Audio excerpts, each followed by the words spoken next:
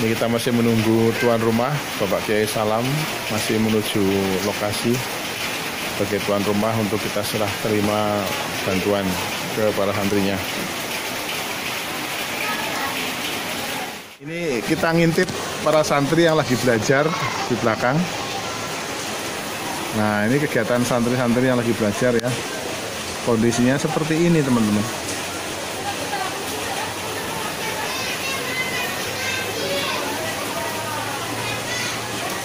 Ini rata-rata usia SD yang belajar di sini.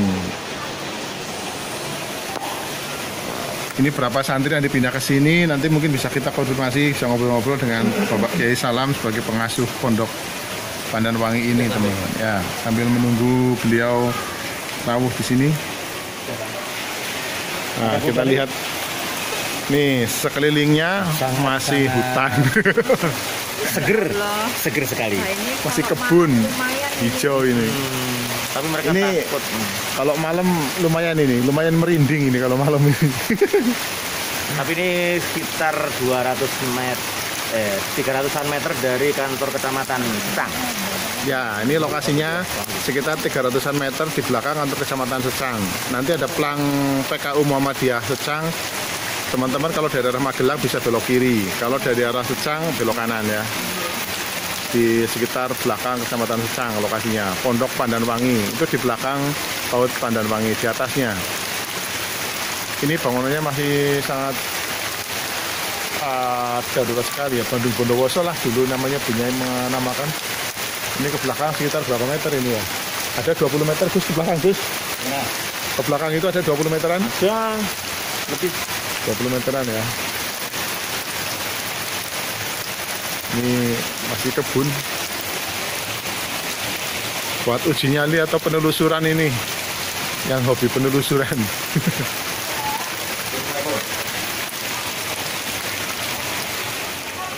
Alhamdulillah ini hujan-hujan di subuh jagung rebus ya. Masih kemebul ini. Masih kemebul ini jagung rebus anget. Makanya nanti sore.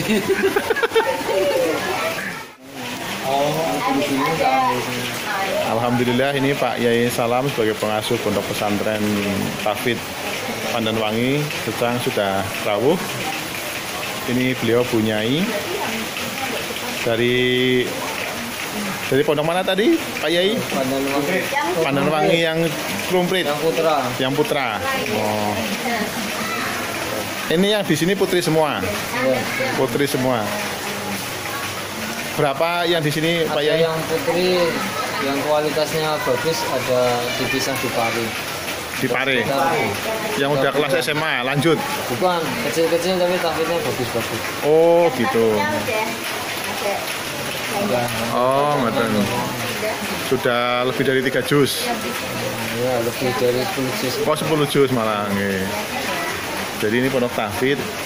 Alhamdulillah ada selagi juga untuk teman-teman, untuk adik-adik ya, untuk adik-adik yang tahfidznya sudah bagus lebih dari 10 juz pun dikelaskan khusus. Nggih, percepatan nggih. Di Pare.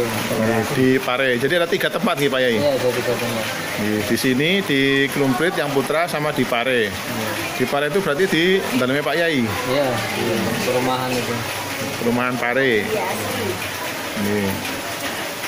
Ini beliau Pak Yai Salam ini pengasuhnya Pondok Pandanwangi ini. Bukan, ini pawang ular. Ini Qadarullah baru jatuh katanya kakinya masih sakit, mohon doanya ya teman-teman biar segera diberikan kesembuhan. Jatuh di depan kamar mandi katanya kesetnya terbang, mohonnya malah terbang. Mohon doanya teman-teman supaya segera diberikan kesembuhan, kesehatan.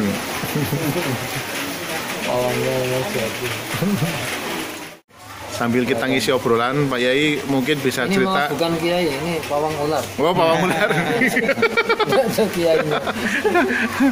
Oke, mungkin bisa sedikit cerita tentang Pondok Pandanwangi. Gimana dulu ceritanya bisa sampai sekarang? Oh iya, terima kasih. Ini awalnya kita berasal dari pawang ular. Jadi kita kadang ngajar di sekolah formal itu membawa ular, tak bawa masuk ke kelas. Nah, anak-anak jadi pengen tertarik, terus ular saya simpen, terus belajar. Ya mereka senang dengan belajar itu. Terus nanti setelah istirahat baru main ular. Kayak gitu. Nah untuk ke pesantrennya, setelah saya masuk ke dunia formal, kemudian saya tertarik mendirikan pesantren. Di pesantren ini ya dari ular tadi kita masukkan banyak anak-anak gelandangan, anak-anak yang ini anak pang, anak yang narkoba, yang tidak mampu, yang yatim piatu kita masukkan. Semuanya gratis, tidak bayar. Malah saya bayarin. Ketika dia sekolah, saya yang bayari sekolah. Kadang sampai habis uangnya. Makanya kita ajari setiap hari Minggu kita keluar cari ular, bawa babur, dapat ular banyak itu masukkan ke pondok, bisa sambil belajar ngitung kaki ular ada berapa. Dulu ada yang sampai panjang 4 meter. Ya, ini serius ularnya, cerita ularnya serius. Terus dikalungkan ke leher anak-anak itu terus difoto. Saya tahu-tahu hilang, nutupnya nggak rapet. Kayaknya hilang. Ya semacam-macam. Dan hampir semua ular mati ketika di pondok, karena dia ketika dia nggak makan kan didulangi. Padahal ular makan kan seminggu sekali apa berapa sekali. Ini setiap hari dikasih makan 3 kali sehari suruh makan. Kalau nggak mau diculangap itu. Anak-anak itu. Nah Kak Lia kalau nggak makan jagung nggak apa-apa. Ya seperti itu. Terus tapi dapat ilmu ular itu dari mana? Memang autodidak, kita memang pawang gitu. Ini serius ini, pawulannya serius ini. Kalau nggak percaya tanya saya, ayo tanya. Kayak Panji nih berarti, Panji pawang ular ini. Jangan-jangan Panji berguru sama Pak Yai Salam ini dulu. Ya terus akhirnya dialihkan dari mereka senang ular, kita alihkan ke Al-Quran, ke kitab. Kemudian mereka jadi bisa ngaji. Yang tidak mau sekolah ya harus sekolah. Awalnya anak-anak laju ke sekolah lain. Kemudian saya hentikan dan kita ganti pesantren yang sekolahnya di dalam. Ya seperti tadi di sana tadi sekolah di dalam, gurunya semuanya nginep di pondok, muridnya semua nginap, tukang masak nginap. Ini aman. Urusan corona bebas karena semuanya itu ada di dalam semua, ada yang laju. Iya, alhamdulillah. Alhamdulillah. Kemarin tukang juga sempat pas corona rame itu tukang wajib nginap, nginap semua, aman. Terus dilarang merokok semua, baik tukang ataupun guru ataupun murid. Ya kecuali yang narkoba itu sering nyuri-nyuri. Kalau konangan itu asinani. Masih ada sekarang? Ada, malah sekarang ya, alhamdulillah. Yang narkoba ini malah prestasinya luar biasa. Putri? Putra. Oh putra. Malah bandar ini. Ya, sekarang udah sadar, alhamdulillah bisa jadi guru ngaji. Kemudian yang dari dulu di sana? Iya. Yang dari yang kuliah lagi itu? Belum kuliah. Oh, belum kuliah. Ini malah hobinya pacaran. Terus kemudian yang dipacari ini guru Pandanwangi yang hafal Quran. Nah ini sudah kemarin kita lamarkan, minggu depan nikah. Alhamdulillah. Ya berarti akan punya semangat. Saya harus melebihi istri saya gitu ya. Semangat ya. Kamu keluar dari Pandanwangi ya, harus mendirikan pesantren tahfidz. Kalau masih di pondok akan saya bina terus. Ya. Itu dapatnya dulu di mana? Datang sendiri, tahu kan gitu ya? Kita terkenal dengan pondok yang anak-anak itu. Dari Kalimantan Utara. Oh, dari Kalimantan Utara. Bawa ke sini. Ya. Ya seperti itu. Sampai sekarang ini udah maju lah pondok ini, udah muridnya mirip-mirip Gus Miftah. Sama Gus Miftah. Ya nyeleneh. Tapi kita beruntung ada figur-figur seperti dia. Saya sama dengan Gus Miftah, hanya dia modelnya kan ceramah gitu. Iya. Ya, saya nggak mau ceramah. Saya maunya anak yang narkoba itu tak bawa ke pondok. Dan kita bina. Ya monggo dari jenengan siapapun, alhamdulillah berhasil semua. Meskipun narkoba nyatanya bisa sampai juara di tingkat Jawa Tengah. Berarti kalau hanya pemabuk itu kecil gitu. Kecil. Iya kan? Berarti ya penarkoba aja bisa jebol. Narkoba tingkat maksudnya tarafnya seperti apa tuh yang sudah sampai ke sini? Itu bandar bisa sampai bandar. Ganja jual ini kan biasa hidup di hotel-hotel. Kemarin tak suruh pulang ke Kalimantan. Ya temannya diajak yang jadi WTS, yang jadi apa ini. Iya. Terus ya kesini, wah enggak pada mau. Ya sudah. Masih takut bayangan gitu. Iya. Tapi kalau dia datang ke sini, insya Allah saya bisa nyuci otak. Iya. Dia bisa tertarik dengan mondo. Enak kok mondo itu.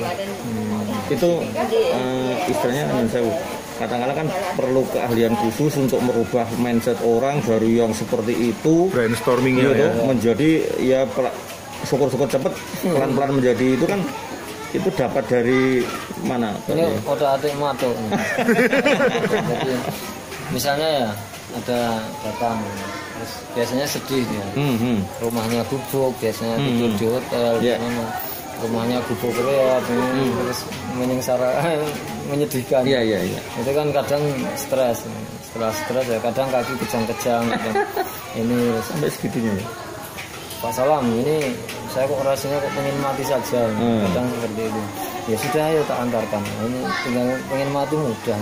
Gimana? Tak bawain gobang, bedul, sama cangkul. Ya sekarang tak bunuh.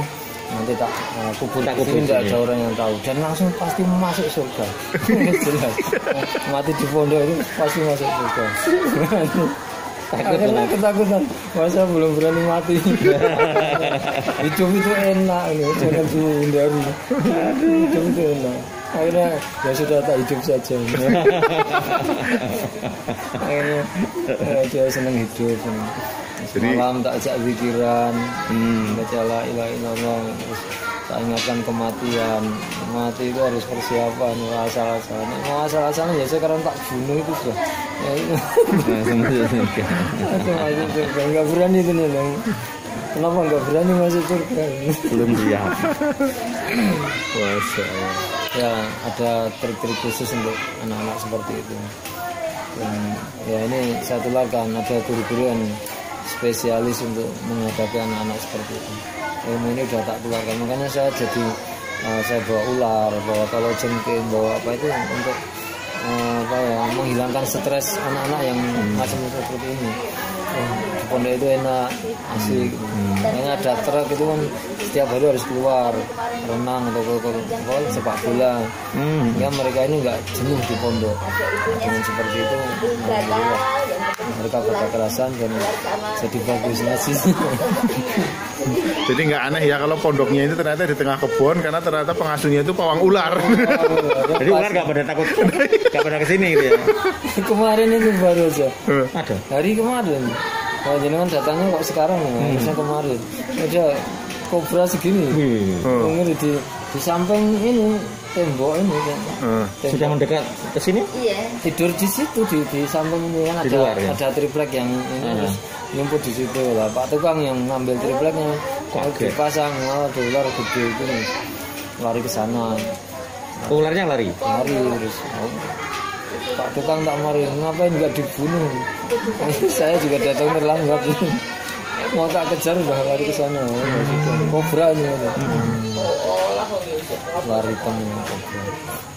Itu nggak khawatir nanti masuk lagi terus ada banyak anak-anak lo? Ya, makanya kan. Kita kadang koleksi ular sampai ada 16 ular di. Ya tak jejer di kelas ya. Di sini masih ada? Ini banyak kalau di kampung ini. Saya sering lihat. Cuman belum ada yang kepegang. Kalau kepegang mati. Tapi katanya dikasih apa? Garam termasuk itu mencegah. Penipuan itu. Oh betul ya. Saya tuh punya garam banyak itu. Malah bawahnya itu sarang ular kok. Jangan garamnya KW. Nah, untuk saya ini. Garam kerosok gitu kalau yang mana? Nah ya, yang masih asli dari pantai itu ya? Iya, ini saya ada. Ternyata enggak. Ular itu ya kalanya sama pawangnya itu. Iya. Dulu saya pernah lewat jalan sini yang ini kan naik terus ada pertigaan toh, terus saya ke arah sana. Dari sana masuknya, ada kalau jengking besar nyebrang. Kalajengking besar mencoba. Ya memang benar berarti banyak kalajengking, banyak ular daerah sini mungkin benar. Ini banyak. Ini buat dapur itu ada kalajengking 7 gerombol ini. Ada ibunya, anak-anaknya gede-gede dia. Ini banyak. Ya kalau bisa dimanfaatkan sebenarnya banyak. Binatang itu bisa manfaat untuk anak-anak belajar. Anak-anak itu nggak jenuh. Tapi nggak bahaya. Ya kalau udah ada ilmunya. Kalau ada ilmunya nggak bahaya. Aman pokoknya. Ada Tapi pawangnya. sebenarnya Ya. katakanlah misalnya sudah dipawangin, tetap bisa itu ada gitu, di dalamnya Ya. itu ada tuh. Cuman Apalagi kobra kan kita nyerang sebar gitu. nggak boleh berhadapan-hadapan. Karena dia Semprot, bisa ya. nyemprot itu Nyemprot. bisa 1,5 meter. Oh. Ya, harus sambil lirik gini kalau berhadapan bahaya. Pakai face shield. Oh iya. Bukan hanya corona aja, yang kobra juga harus pakai itu face shield. Padahal itu kena ludahnya aja bahaya itu. Bukan hanya ludah Pak, semprotannya apa namanya? Racunnya. Racunnya itu. Nah ya, racunnya itu bisa itu kena. Abape lah gitu. Nah, Kita Abab kobra. ya Pandanwangi memang unik.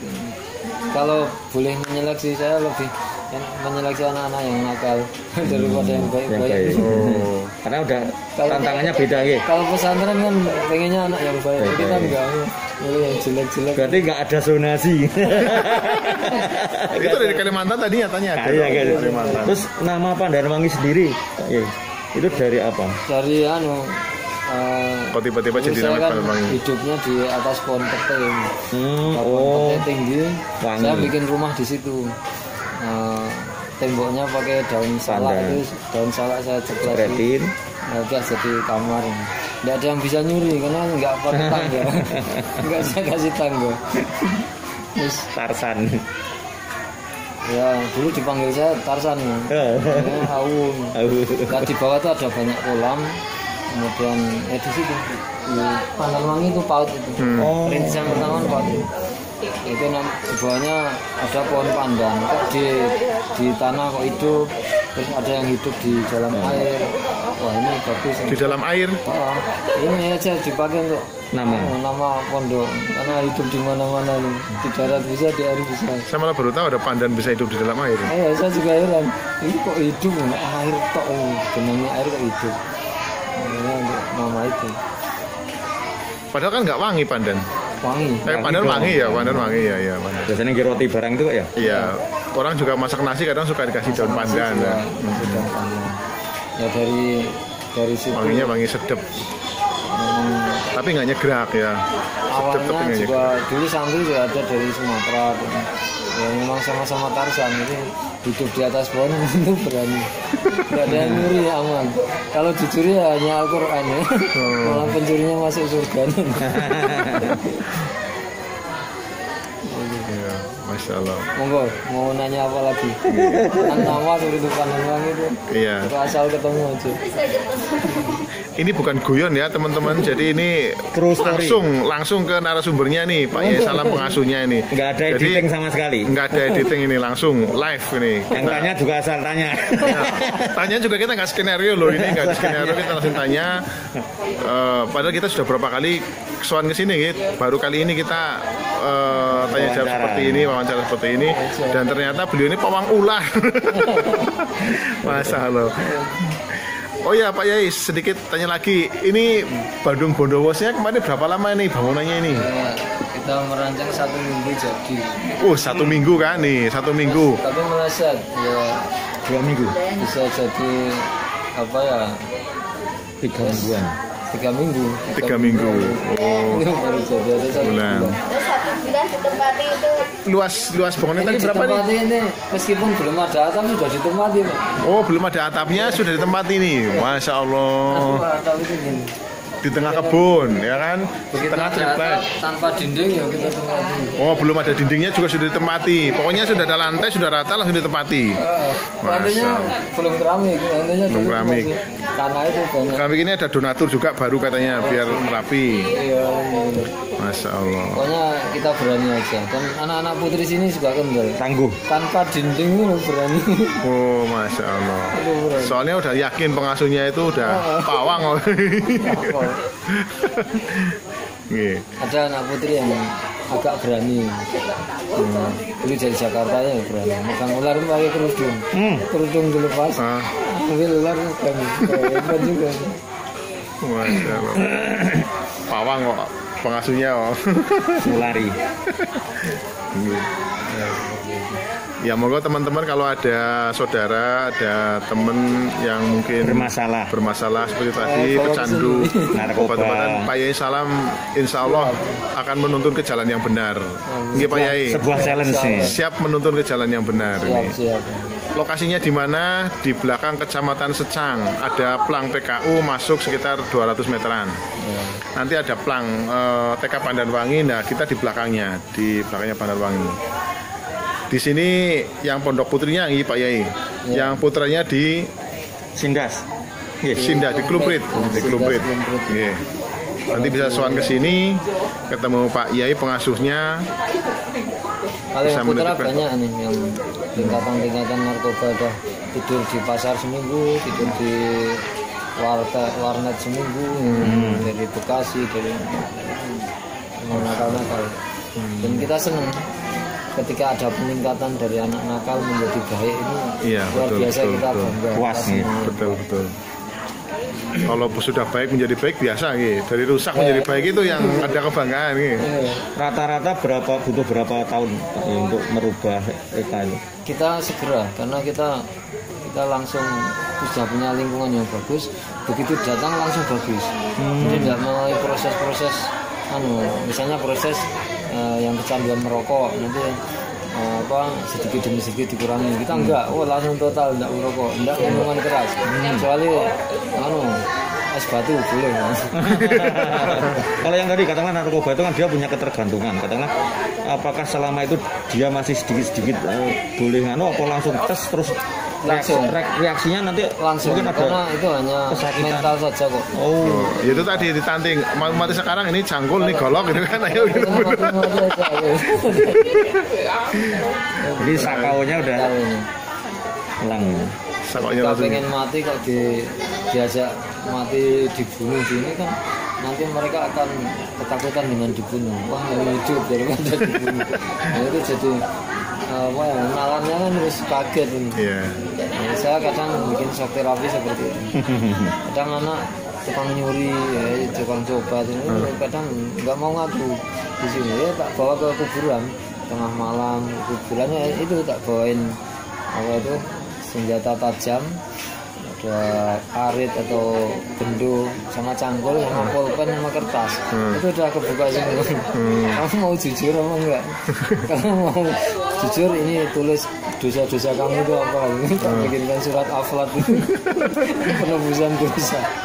Ketika nggak jujur ya sudah kita mati aja dulu, tak bunuh, tak makamkan di kuburan ini dan tidak ada yang tahu dan langsung masuk surga. Takut kan, takut terus. Nah, begitu tulis ya pencuriannya ditulis semua sampai 27 kasus itu. Istri saya kecurian satu amplop itu ada 2 juta ini bilang ada sampai 10-an juta ini. Udah seperti itu, jadi uang hanya dipakai untuk jajan, untuk ura-ura, ya seperti itu. Nalar anak-anak yang nggak mudeng, tapi kejujurannya bisa di setting jadi jujur, kemudian langsung berubah jadi baik. Kalau melalui proses kita nggak mau proses itu. Kalau orang luar saya biasa pakai proses, ya seperti Gus Miftah itu. Jadi saya datang ngajar ngaji. Di Jambu itu ada ngajar-ngaji anak narkoba ada 5 di Jambu. Ya wes sambil mabuk nggak apa-apa, tapi sambil ngaji, mabuk ngaji. Lama-lama mabuknya itu bisa hilang. Nah ini terus sekarang udah bisa mau sholat, mau apa, alhamdulillah bisa berhasil. Di sini antiknya juga tukang di sini ngaji semua Pak. Alhamdulillah. Dari mana? Kemarin tukang yang membuat di Pondok Putra itu ada 10 tukang. Nah, pengerjaan sampai 1 tahun. Ini begitu data itu ternyata yang sholat 3, yang 7 ini tidak pernah sholat dan minuman keras. Kalau pas Jumatan ya udah tidur. Nah, Terus ada kewajiban teh ngaji jam 8 sampai jam 9. 1 jam pertama kan tak pakai untuk ngaji. Semuanya ngaji. Meskipun pakai alat tukang, pakai topi, pakai baju bolong-bolong, udah kadang udah ngaji. Abah. Akhirnya dalam 1 bulan mereka ini bisa ngaji. Fatihahnya bagus, standar murotal. A'udzu billahi minasyaitonir rajim. Tukang itu bisa lagu murotal kayak gitu. Iya, Masya Allah. Akhirnya yang 7 orang enggak sholat tadi sholat semua, malu bersih ruangan, mau pakai apa? Izin untuk bikin musola. Nah, untuk apa tuh? Ya untuk latihan sholat. Sekarang sholat semua. Terus sekarang ini sudah bisa ngajar di TPQ. Jadi kemampuannya luar biasa. Kita korban 1 jam tidak kerja, hanya ngaji, tapi luar biasa. Keimanan mereka bisa terdidik. Antik pokoknya pondok ini mendidik semua. Tukang-tukang juga bisa ngaji. Alhamdulillah, luar biasa. Ya itu tadi teman-teman ya, yang punya saudara, punya teman, punya tetangga yang bermasalah bisa dititipkan di Pondok Pandanwangi, Pondok Tauhid Pandanwangi. Tukang aja yang kerja di sini aja suruh ngaji ya. Insya Allah nanti standar apa Pak Yai tadi ngajinya? Murotal, standar murotal. Nanti jangan kaget kalau yang berangkat ke sini pecandu, pulang-pulang jadi kiroah dari Kori ya. Matur nuwun Pak Yai bincang-bincangnya dengan sedikit sejarah tentang Pondok Pesantren Tauhid Pandanwangi Secang Sandur Magelang. Sama-sama, terima kasih.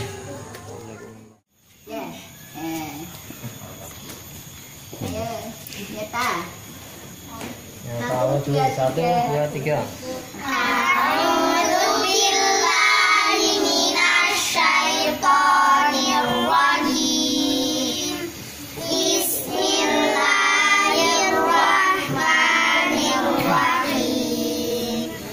Alhamdulillahilladzi anzala ala abdihil kitab. Anzala ala abdihil kitab wa lam yaj'al lahu iwaja. Qayyiman liyunzira ba'san syadidan min ladunhu wa yubashshiral mu'minin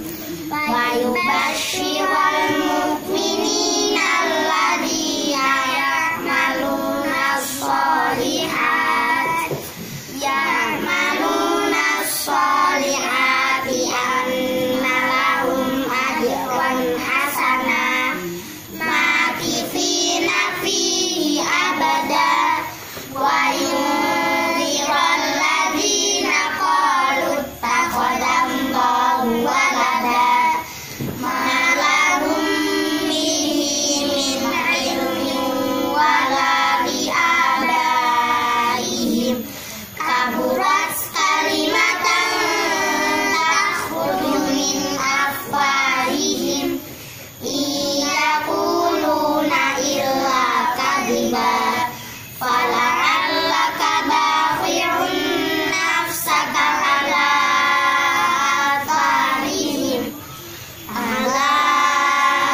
atharihim illam yu'minu bihadzal hadisi asafa. Inna ja'alna ma'alal ardi zinatan laha linabluwahum ayyuhum ahsanu amala wa inna laja'iluna ma'alaiha sa'idan jurusa amma sibta anna ashabal kahfi warraqimi kanu min ayatina ajaban iz awal fisyatu ilal kahfi faqalu rabbana atina min ladunka rahmatan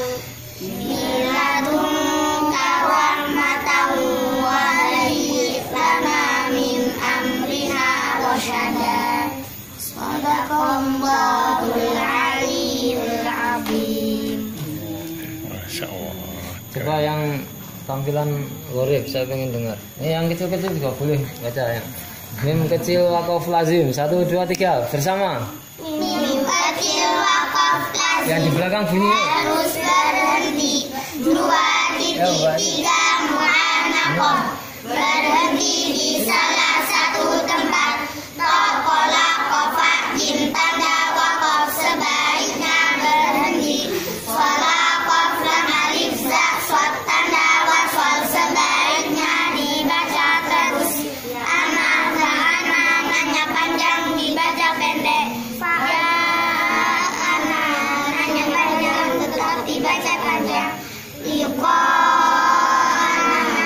Nanya panjang tetap dibaca panjang. Hati-hati nanya panjang tetap dibaca panjang. Terdapat di surat 2 Al-Baqarah ayat 125 juz 1. Ya Allahu hati-hati nanya panjang dibaca pendek. Terdapat di surat 6 Al-An'am ayat 39 juz 7.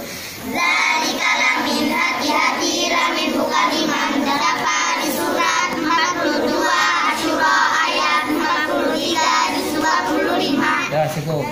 Ini kan ada 40 rumus jadi banyak sekali. Insya Allah ya hafal sampai surat ayat dan juznya. Ya sekarang yang tajwid ya. Membaca Setiap huruf nun dan mim yang bertajwid contoh inna, summa, innama, walamma, walakinna.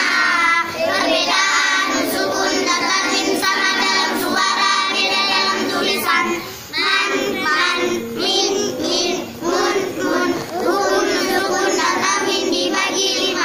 1 idgham bi gunnah, 2 idgham bila gunnah, 3 ikhlam, 4 izhar, 5 ikhfa.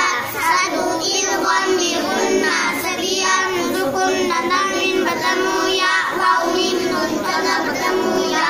5 yara wujuhu yaumaidin ayyatuba iqawmi yuqinuna bertemu waw.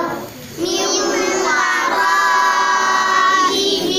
adabun wasi'un aywadahum wala amkan kuwatin wala nasirin bertemu mim. Nahum ma'akum lakafurum mubinun fasham mubinan